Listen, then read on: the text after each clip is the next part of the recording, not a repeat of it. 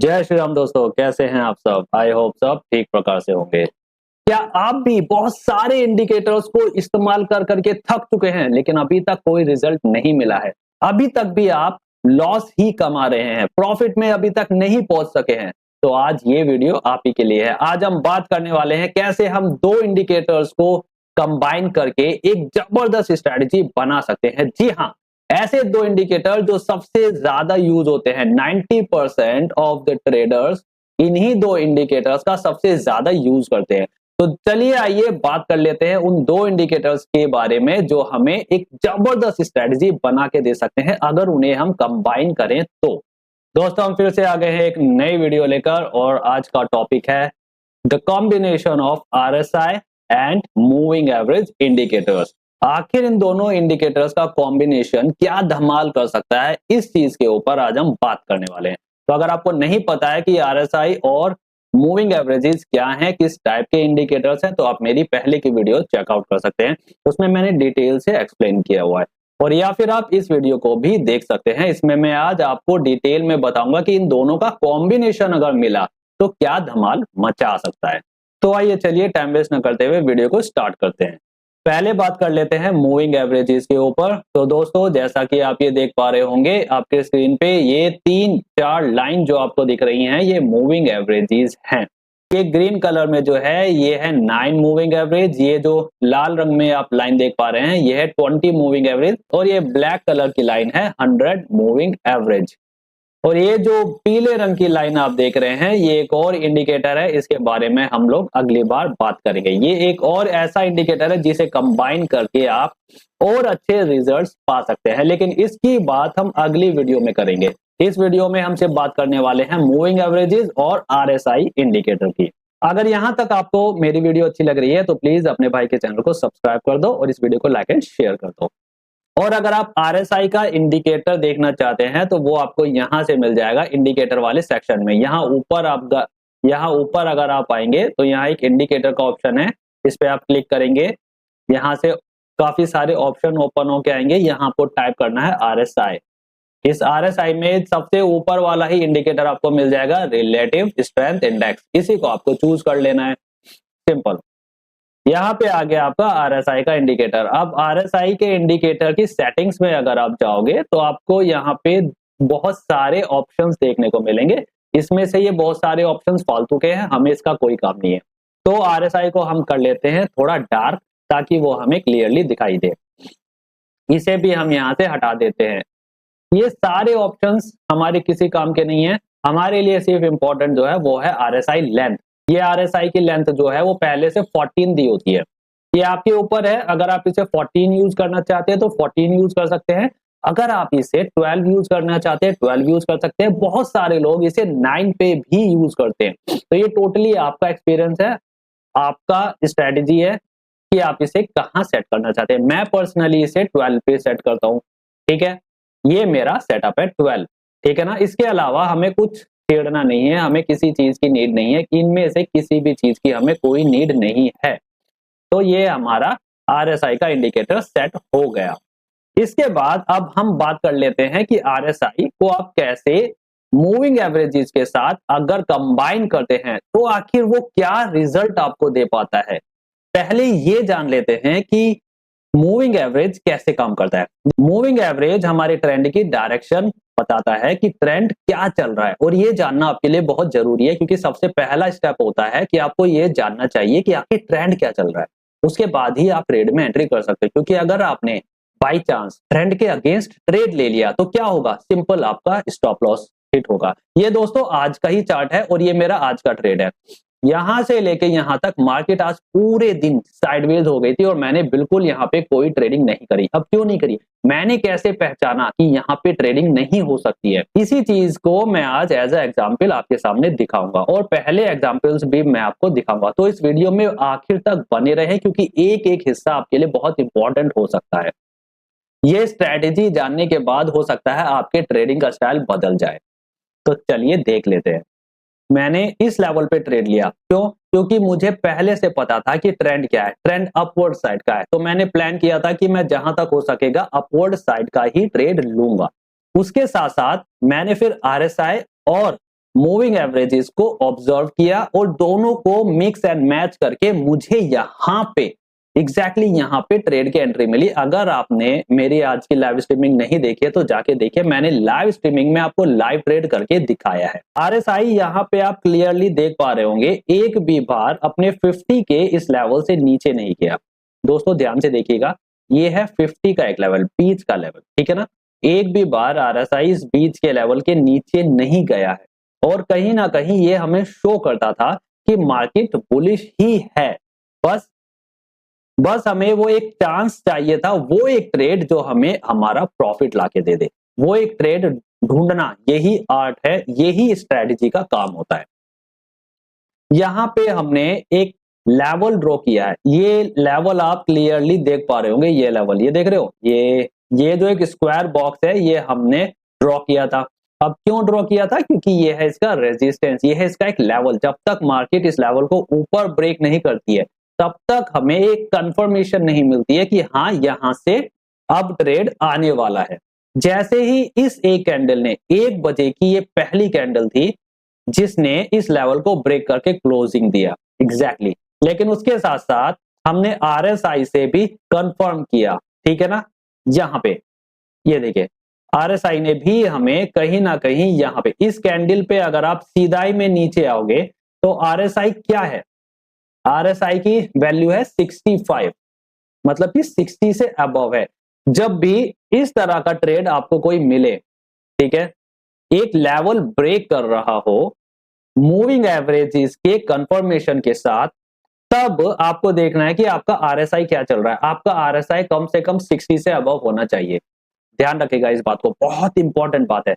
RSI 60 से above होना चाहिए अगर आप ऊपर की साइड का ट्रेड ढूंढ रहे हो, and at the same time अगर आप नीचे की साइड का ट्रेड ढूंढ रहे हो, यही सेम ट्रेड अगर नीचे की साइड का होता तो आपका आरएसआई 40 से बिलो होना चाहिए। ध्यान रखिएगा, 40 से कम होना चाहिए आपका आरएसआई, और इसी टाइप का कहीं ट्रेड आपको नीचे की साइड मिलना चाहिए।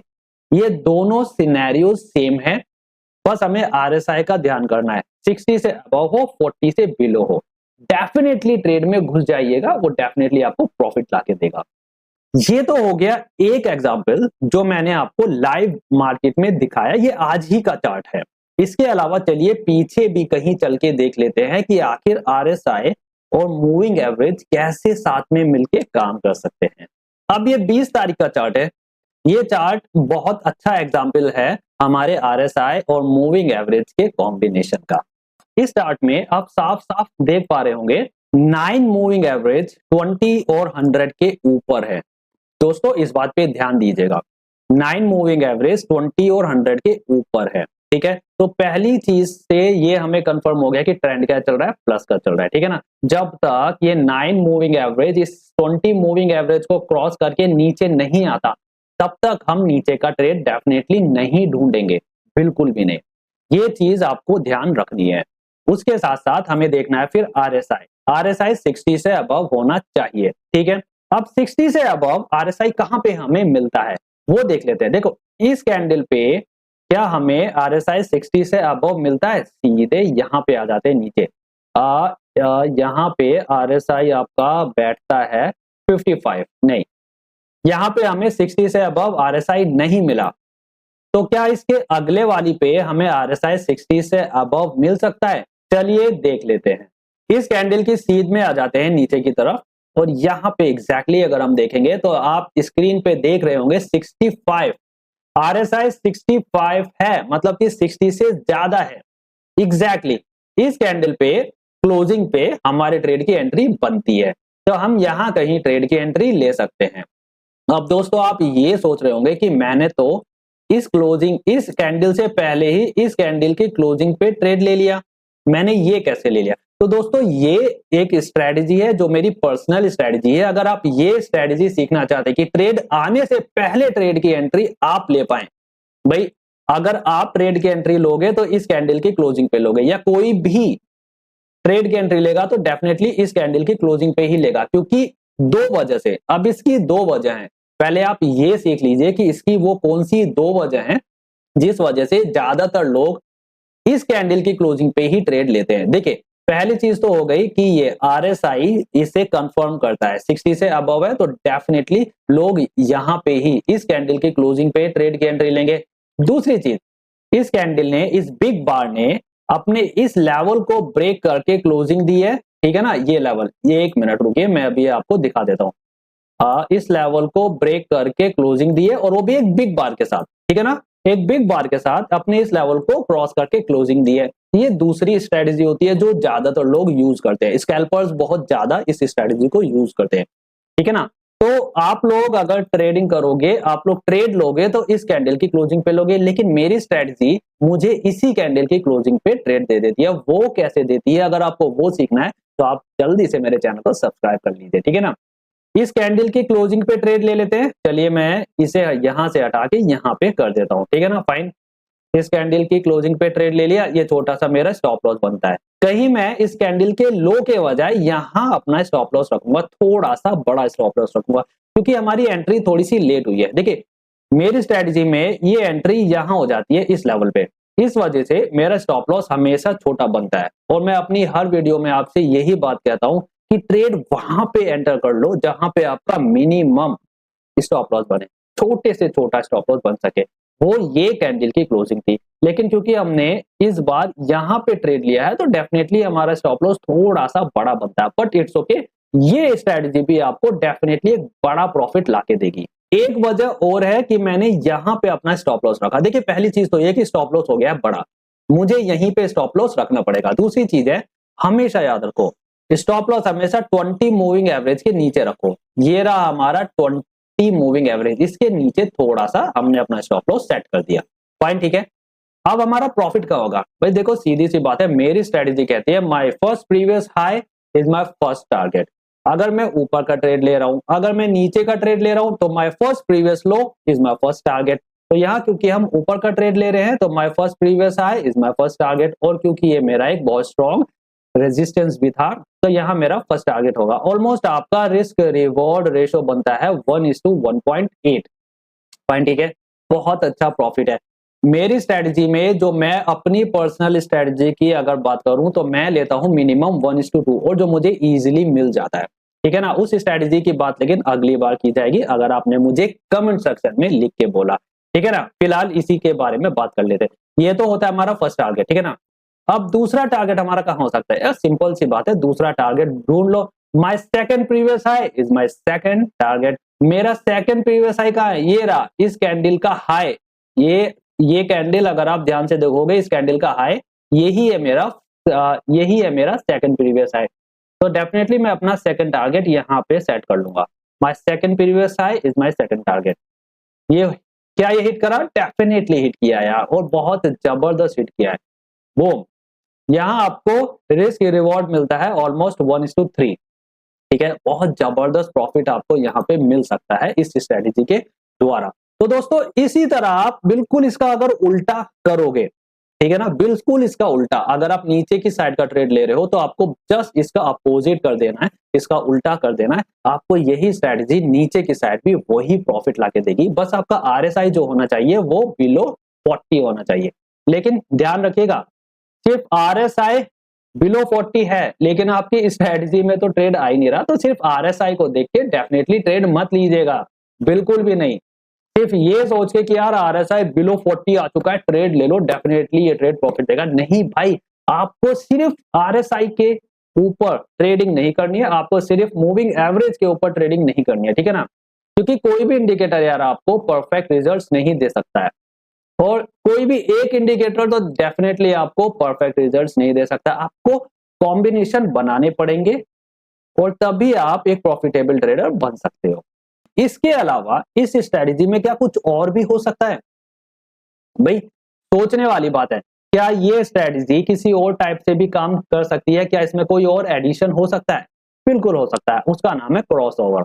जब भी मूविंग एवरेजेस एक दूसरे को क्रॉस करते हैं वहां पे हमें ट्रेंड चेंज होता हुआ दिख सकता है। भाई अगर नीचे का ट्रेंड है, एक एग्जांपल ले लेते हैं, ढूंढ लेते हैं कोई एक ऐसा चार्ट जिसमें हमें ये क्रॉसओवर देखने को मिले। यहाँ पे आ जाते हैं, यस एग्जैक्टली।